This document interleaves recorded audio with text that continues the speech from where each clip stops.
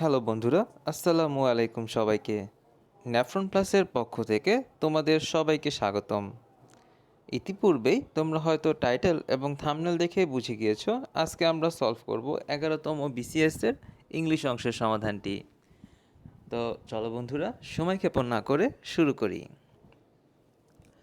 So আমরা এখন খুঁজবো আমাদের ইংলিশ প্রশ্নগুলো কোথা থেকে শুরু হয়েছে। আমরা বাংলা প্রশ্ন আগেই সলভ করেছি, আমরা এখন ইংলিশ প্রশ্নের দিকে এগিয়ে যাচ্ছি। আমরা পেয়ে গিয়েছি। সো 19 নাম্বার থেকে আমাদের বিসিএসের ইংলিশ অংশটি শুরু হয়েছিল। সো আমরা এখন সেটা সলভটি দেখে নিব। Justice delayed is justice denied was start by, অর্থাৎ এই যে উক্তিটি, এই উক্তিটি কে করেছিল? এই উক্তিটি করেছিল গ্লাডস্টোন। 20 সিনট্যাক্স। সিনট্যাক্স মিন্স, অর্থাৎ জানতে চাওয়া হয়েছে যে সিনট্যাক্স এর অর্থ কী। সিনট্যাক্সের অর্থ হলো সেন্টেন্স বিল্ডিং, অর্থাৎ কোনো একটি বাক্য গঠনের সাথে সিনট্যাক্স জড়িত। 21 choose the correct sentence. So এখানে যেই 4টি অপশন থাকবে, আমরা তোমাকে বলেছিলাম যে এই ধরনের কারেক্ট সেন্টেন্স যখন আসবে তখন ভাইয়া বেসিক্যালি যেই সিস্টেমটা ফলো করতাম সেটা হলো এলিমিনেশন মেথড। লাইক আমি এখানে 3টা ভুল সেন্টেন্স খুঁজে বের করতাম, তারপরে যেই অবশিষ্ট যে অপশনটি থাকতো সেটাই হতো আমার কারেক্ট অ্যান্সার। সো এখানে আমরা যদি এলিমিনেশন মেথড দিয়ে কাজ করি তাহলে আমরা দেখব যে ক, খ এবং ঘ নাম্বার প্রশ্নটি গ্রামাটিক্যালি ভুল আছে। তোমরা এগুলি কিভাবে বুঝবা? তোমরা এসএসসি এইচএসসি লেভেলে কিন্তু subject verb agreement, right use of verbs, then appropriate preposition, then তোমরা কিন্তু পড়েছো পিন পয়েন্টিং ইরোর্স। তো এগুলো যখন তোমরা পড়ে এসেছো তখন কিন্তু তোমরা ইজিলি বুঝতে পারবে যে এখানে গ্রামাটিক্যালি ইরোরটা কোথায় হয়েছে। সো সেই হিসাবে আমরা এখান থেকে 3টা অপশন এলিমিনেট করে দিব এবং লাস্টে আমাদের একদম গ্রামাটিক্যালি পারফেক্ট যেই সেন্টেন্সটা, অর্থাৎ হি ওয়াজ হ্যাংড ফর মার্ডার, এইটা হবে আমার কারেক্ট সেন্টেন্স। সো বন্ধুরা, তোমরা যারা যারা কারেক্ট সেন্টেন্সটি করতে পারছো না তারা যেটা করবা, তোমরা যেখান থেকে গ্রামার শিখেছো সেটা যে বই হোক না কেন বা যেই স্যারের শিটই হোক না কেন, তোমরা আগে যেয়ে সেটা একবার ভালোভাবে শিখে আসবা, পড়ে আসবা, দেন তোমরা কিন্তু এই কারেক্ট সেন্টেন্সটি করতে পারবা। ওকে। আর আরেকটা কথা, লাইক এটা যেহেতু বিসিএস কোয়েশ্চেন, সো আমি তো বলেছি যে বিসিএস কোয়েশ্চেন রিপিট হয়। সো দ্যাটস ওয়াই তোমরা যদি এখন চাও যে তোমরা শর্ট সময় শিখতে চাচ্ছ না, লাইক তোমরা যদি এগুলোই পড়তে চাও তাহলে তোমাদের একদম দাড়ি কমা সহ পড়তে হবে। লাইক এখানে যেভাবে আছে না সেভাবেই তোমরা জিনিসটা শিখে ফেলবা, ঠিক আছে? তো তোমার ভাগ্য যদি ভালো থাকে তাহলে দেখবা এটাই কমন পড়ছে। Okay. 22 choose the correct sentence. So এখানে কারেক্ট সেন্টেন্সটি হলো the rich are not always happy. 23 what is the synonym of insight. Insight মানে কি জানো? ইনসাইট মানে হলো উস্কানি দেওয়া। তাহলে এটার সিনোনিম, অর্থাৎ এটার মতোই আরেকটা শব্দ হলো তোমার ইনস্টিগেট। ইনস্টিগেট মানেও হলো তোমার উস্কানি দেওয়া।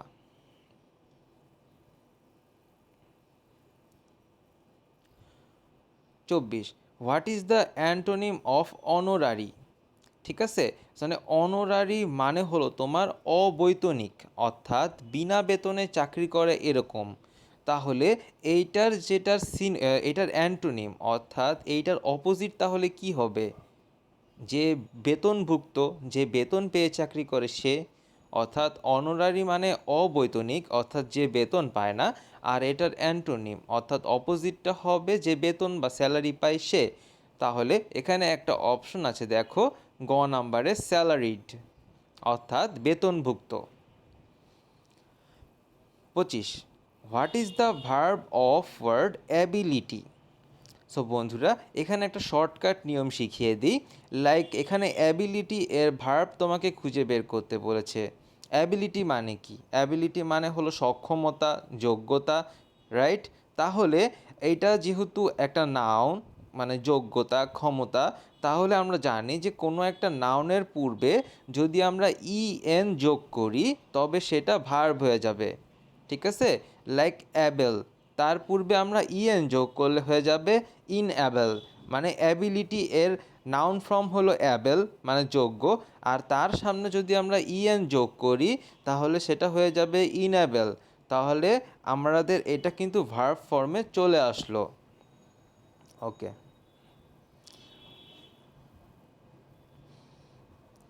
26 who is poet of the Victorian age, অর্থাৎ আমরা জানি ইংলিশ সাহিত্যে ভিক্টোরিয়ান এজ নামের একটা অংশ ছিল, একটা সময়কাল ছিল। তাহলে সেই ভিক্টোরিয়ান এজের একজন কবি, এখানে জানতে চাওয়া হয়েছে যে নিম্নে 4জন কবির নাম দেওয়া আছে, কিন্তু সেই 4জন কবি কিন্তু ভিক্টোরিয়ান এজের বা ওই সময়কালের কবি না। লাইক আমি যদি বলি যে আমাদের 71 সালের কথা, লাইক আমি যদি বলি যে 71 সালের সময় অর্থাৎ আমাদের মুক্তিযুদ্ধের সময় অবস্থানরত, অর্থাৎ মুক্তিযুদ্ধের সময় যেই কবিগুলো ছিল সেই কবিটি কে, তো লাইক এখানেও ঠিক সেভাবে উপস্থাপন করা হয়েছে, মানে তখনকার কবি আর এখনকার কবি তো এক না। তো যেটা বলা হয়েছে যে ইংলিশ সাহিত্যের একটা সময়কাল ছিল, লাইক সেটার নাম ভিক্টোরিয়ান এজ, তো সেই ভিক্টোরিয়ান এজের সময়কালের কবি কে। সো এখানে 4জন কবির নাম দেওয়া আছে, 4জন কবির মধ্যে যে রবার্ট ব্রাউনিং, সেই রবার্ট ব্রাউনিং ছিল ভিক্টোরিয়ান এজের কবি। লাইক এছাড়াও রয়েছে এলিজাবেথান এজ, তারপরে এই টাইপের অনেকগুলো এজ রয়েছে। হ্যাঁ, আচ্ছা, 27 who is the author of for whom the bell tolls, অর্থাৎ এই for whom the bell tolls এর লেখক কে, তিনি হলেন Ernest Hemingway. 28 filling the blanks he has assured me dash safety, তাহলে এখানে অ্যান্সার কি হবে, he has assured me of safety. তো বন্ধুরা এটা কোত্থেকে এসেছে বলতে পারবা? এটা কিন্তু এসেছে তোমার অ্যাপ্রোপ্রিয়েট প্রিপোজিশন হতে, like assured of. Okay, 29 may Allah help you, what kind of sentence is this, it is a optative sentence, অর্থাৎ প্রার্থনামূলক টাইপ। মনে পড়ে কি, ছোটোকালে শিখেছো কিন্তু। ওকে, তো 30 a rolling stone gather no moss, what rolling is, মানে এখানে রোলিংটা কি, এখানে রোলিংটা হলো adjective. 31 he has been ill dash Friday last, filling the blanks, অর্থাৎ এখানে ব্ল্যাঙ্ক স্থানে কি বসবে। তাহলে দেখো তো একটু ভাইবে দেখো যে এখানে ইন কি বসবে, like he has been ill in Friday last, না ইন বসবে না, ফ্রম বসবে। তোমাকে এখন অনেকেই হয়তো বলবা ভাইয়া ফ্রম তো বসবে, ফ্রমের সাথে তো মিনিংটা যায়, like he has been ill from Friday, না ভাইয়া ফ্রম বসবে না। আচ্ছা, আমি আজকে তোমাদেরকে সিন্স আর ফর্মের একটা ভালো জিনিস শিখাই দিই, মানে একটা শর্টকাট আইডিয়া শিখাই দিই। লাইক তুমি ফ্রম, মানে ফ্রম কখন ইউজ করবা, তোমরা খাতায় টুকে নাও যে from equal to duration of time, অর্থাৎ একটা সময়ের ব্যাপ্তি মানে সময়কাল। লাইক কোন মানে কোথাও আছে, এখানে যদি এরকম থাকতো সেন্টেন্সটা, he has been ill dash 2 years, 3 years, 3 weeks, মানে duration of time, months, year, ঠিক আছে।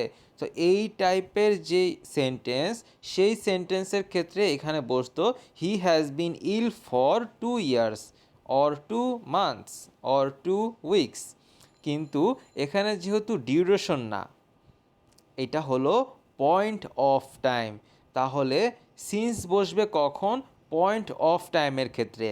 অর্থাৎ যদি উল্লেখ করে বলে দেয় লাস্ট ফ্রাইডে, লাস্ট স্যাটারডে, অমুক ডে তমুক ডে, ঠিক আছে, এভাবে যখন পয়েন্ট করে বলে দিবে, কোনো সময়কাল না, ডিউরেশন অফ টাইম না, সেই ক্ষেত্রে সিন্স বসবে। সো তোমরা খাতায় বড় করে লিখে নাও, সেটা হলো যে সিন্স বসবে যখন বোঝাবে পয়েন্ট অফ টাইম বা পয়েন্ট ইন টাইম, আর ফর্ম বসবে যখন বলবে duration of time. So in this case অর্থাৎ আমাদের এই সেন্টেন্সে হবে he has been ill since Friday last. কেন? কারণ ফ্রাইডে এখানে পয়েন্ট ইন টাইম। আচ্ছা, 32 which is the noun of the word beautiful. So এখানে বিউটিফুল কি? বিউটিফুল হলো অ্যাডজেটিভ, তাহলে এই অ্যাডজেটিভটার নাউন ফর্ম জানতে চাওয়া হয়েছে। তো ভাবো তো বিউটিফুল এর নাউন ফর্ম কি হতে পারে? Beauty. Okay. 33 hold water means.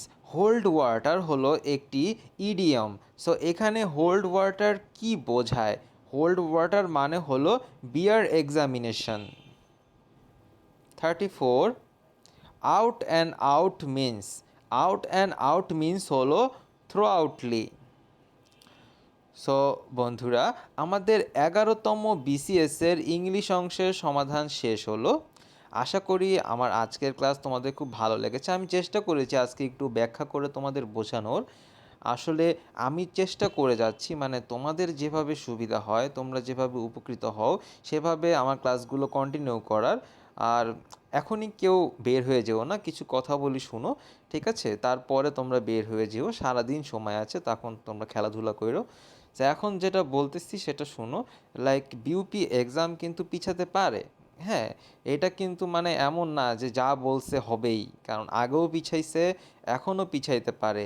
আন্তজেলা গাড়ি, ট্রেন এগুলো যদি চলাচল না করে এক্সাম কিন্তু নেওয়া পসিবল না, হ্যাঁ। So that's why BUP exam যত পিছাবে আমরা কিন্তু আমাদের প্রিপারেশনটাকে তত বেশি ঝালিয়ে নিব, তত ভালো করে প্রিপারেশনটা নিব। লাইক আমার কিন্তু বিসিএসের ইংলিশ অংশের সমাধান বা বাংলা অংশের সমাধান দেওয়ার ইচ্ছা ছিল না। লাইক আমি প্ল্যান করছিলাম যে যেহেতু সাধারণ জ্ঞান অংশ নিয়ে কাজ করছি, তাহলে আমি সাধারণ জ্ঞান অংশটা কমপ্লিট করি।